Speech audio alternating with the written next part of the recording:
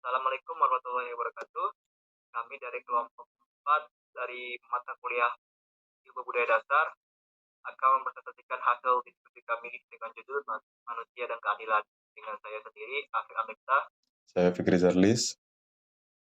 Saya Jatiya Kilarofa. Dan Ragil Muhammad Ragil Sidik.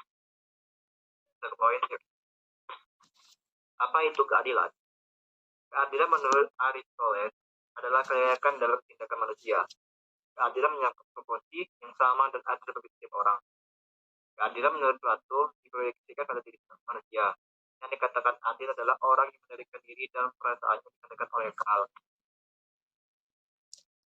Keadilan adalah pengakuan dan perlakuan yang seimbang antara hak dan kewajiban terletak pada keharmonisan menuntut hak dan menjalankan kewajiban. Keadilan sosial. Keadilan sosial adalah prinsip yang mengatur bahwa setiap orang di Indonesia harus diperlakukan secara adil dalam bidang hukum, politik, ekonomi, dan kebudayaan. Keadilan sosial juga berarti mewujudkan kesejahteraan yang merata bagi seluruh rakyat Indonesia. Untuk mencapai keadilan sosial, perlu ditanamkan sikap dan perilaku seperti kekeluargaan, gotong royong, adil terhadap sesama, menghormati hak orang lain, serta suka memberi pertolongan kepada orang yang memerlukan.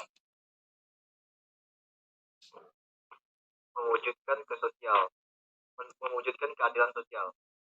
Selain itu, untuk mewujudkan keadilan sosial diperlukan 8 jalur pemerataan, yaitu pemenuhan kebutuhan pokok rakyat, pendidikan dan kesehatan, pembagian pendapatan, kesempatan kerja dan berusaha, partisipasi dan dalam pembangunan, penyebaran dan pembangunan di seluruh wilayah tanah air, kesempatan memperoleh keadilan.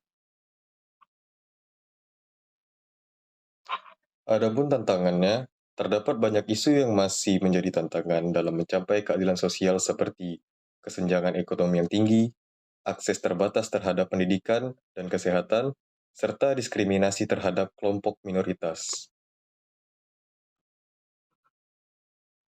Berbagai macam keadilan. Keadilan legal atau moral. Setiap orang harus menjalankan tugasnya sesuai dengan keserasian dan tidak mencampuri urusan orang lain. Keadilan jadi apabila ada campur tangan terhadap pihak yang melaksanakan tugas-tugas yang selaras, sebab hal itu akan menciptakan pertentangan dan ketidakserasian. Misalnya, seseorang pengurus kesehatan mencampuri urusan pendidikan, atau seorang petugas pertanian mencampuri urusan petugas kehutanan. Bila itu dilakukan, maka akan terjadi kekacauan.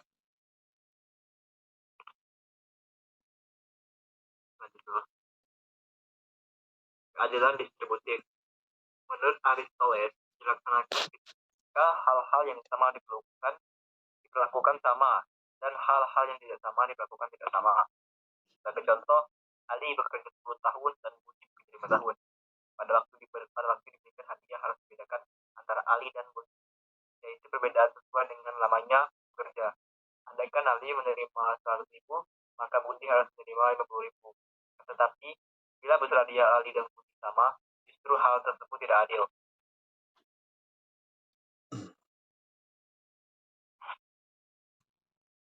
Keadilan komunatif. Keadilan ini terwujud bila tindakan yang dilakukan tidak bercorak ujung ekstrim yang menimbulkan ketidakadilan dan merusak pertalian dalam masyarakat. Dr. Sukartono dipanggil seorang pasien, Yanti namanya. Sebagai seorang dokter, ia menjalankan tugasnya dengan baik.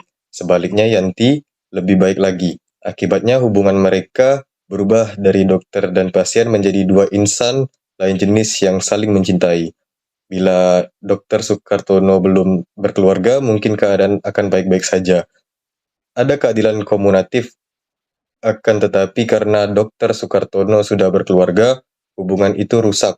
Situasi rumah tangga bahkan akan menghancurkan rumah tangga. Karena Dr. Sukartono melalaikan kewajibannya sebagai suami, sedangkan Yanti merusak rumah tangga dari Dr. Sukartono. Bahwa jadi kejujuran adalah kesesuaian antara kata-kata yang diucapkan dengan hati nurani seseorang dan kenyataan yang ada.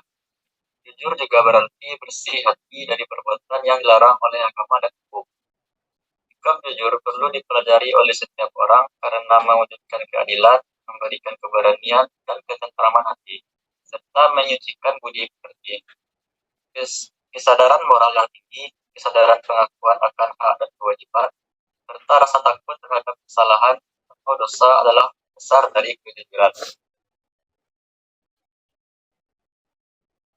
Bawah. Orang bodoh yang jujur adalah lebih baik daripada orang pandai yang lancung. Barang siapa yang tidak dapat dipercaya berkatanya atau tidak mengerti janji dan kesanggupannya, termasuk golongan orang munafik ketika tidak menerima belas kasihan Tuhan. Adapun kesadaran moral adalah kesadaran tentang diri kita sendiri, karena kita melihat diri kita sendiri berhadapan dengan hal yang buruk. Itu manusia dihadapkan kepada pilihan antara yang halal dan yang haram, yang boleh dan yang tidak boleh dilakukan, meskipun dapat dilakukan. Dalam hal ini, kita melihat sesuatu yang spesifik atau khusus manusiawi. Dalam dunia hewan, tidak ada soal tentang jujur dan tidak jujur, patut dan tidak patut, adil dan tidak adil, dan sebagainya.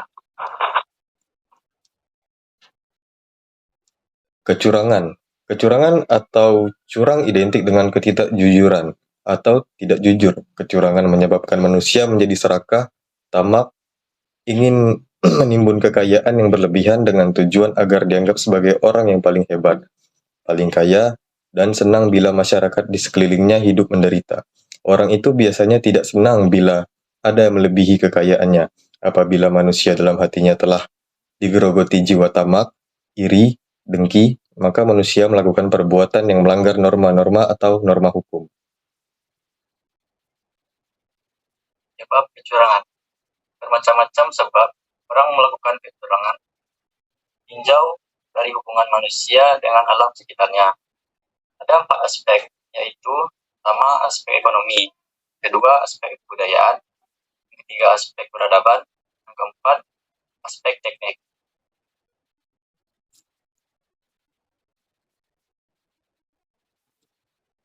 Pemulihan nama baik. Nama baik yang baik dapat memudahkan seseorang dalam berinteraksi dan membangun hubungan baik dengan orang lain. Sebaliknya, nama baik yang buruk dapat membuat seseorang dijauhi atau dihindari oleh orang lain. Bahkan dapat mempengaruhi kesuksesan dan karir seseorang. Pengertian nama baik. Nama baik adalah nama yang tidak tercela. Setiap orang menjaga dengan hati-hati agar namanya tetap baik. Nama baik menjadi tujuan utama hidup. Pentingnya nama baik. Nyawa menjadi taruhannya. Orang tua selalu berpesan kepada anak-anaknya, jagalah nama keluargamu. Penjagaan nama baik erat hubungannya dengan tingkah laku atau perbuatan.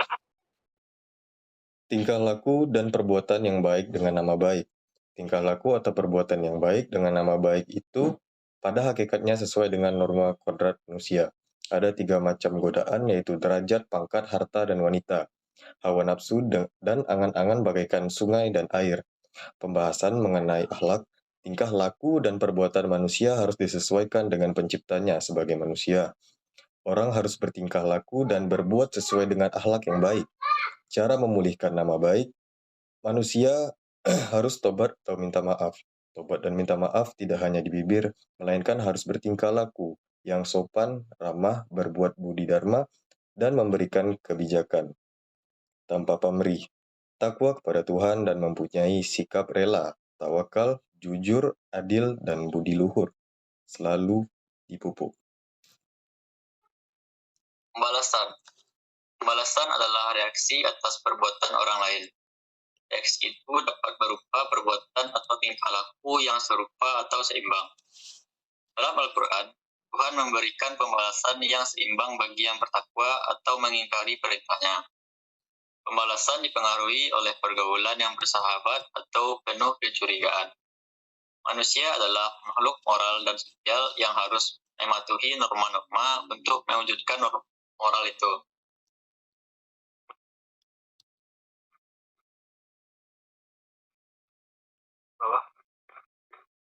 Penting untuk diingat bahwa pembalasan tidak selalu bersifat negatif atau mengandung unsur dendam.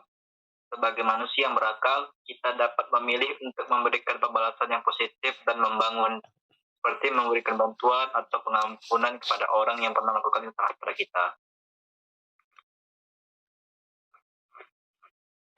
Detik, bro. Penting juga untuk mengenali dan menerima pembalasan yang diterima sebagai bagian dari proses pembelajaran dan pengembangan diri. Sehingga kita dapat belajar dari kesalahan dan menghindari tindakan yang merugikan diri sendiri dan orang lain di masa depan.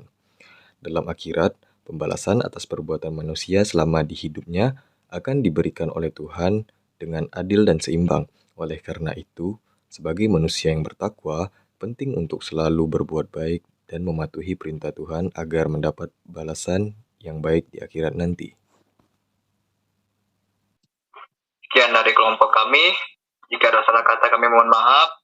Kami akhiri wabillahi taufiq wal hidayah. Wassalamualaikum warahmatullahi wabarakatuh.